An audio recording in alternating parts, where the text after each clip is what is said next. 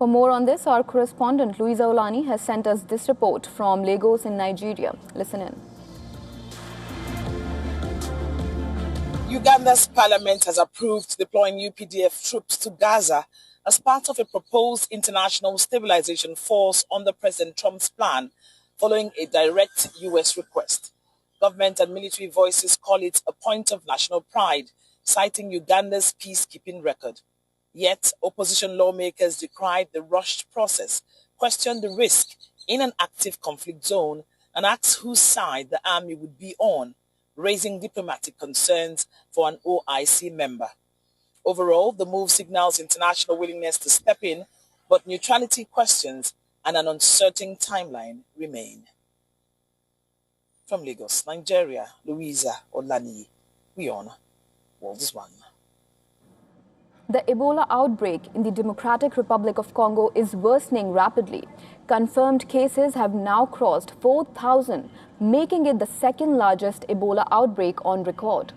Health agencies are stepping up efforts to contain the spread of the virus. According to officials, the outbreak has killed more than 1,800 people since May.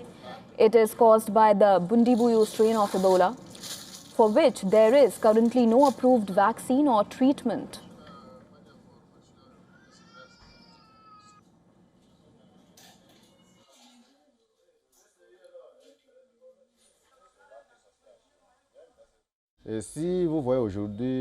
As of today, we have managed around 5 or more Ebola cases. Considering our limited capacity and the conditions in which we work, it has been extremely difficult to care for them. Some of the referred patients lost their lives, which has increased fear in the community and discouraged people from seeking care at our facility. The Africa CDC has decided to use the existing Zaire Ebola vaccine to strengthen the response effort. Officials say it may still provide partial protection and could help reduce deaths. The vaccine will first be offered in the worst-hit provinces of Ituri and North Kivu. Authorities also plan to expand the use of the antiviral drug after encouraging results in Uganda. Meanwhile, a passenger suspected of having Ebola died on a boat traveling towards Kinshasa. The vessel has now been stopped nearly 65 kilometers from the capital. All passengers are being tested, while health teams continue monitoring the situation. There have been no other reported deaths on the boat. WHO chief has urged a much stronger response, warning that the cases are doubling in some hotspots. The US has announced an additional $242 million in funding, taking its total Ebola support to more than $500 million. At the same time, scientists are accelerating the pace to develop vaccines and treatments specifically for the Bundibuyo strain.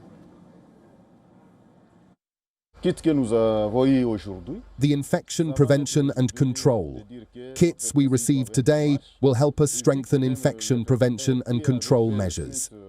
Until now, many healthcare workers were afraid because they did not have adequate personal protective equipment. Health officials are also investigating whether the virus may be mutating as the outbreak continues to expand.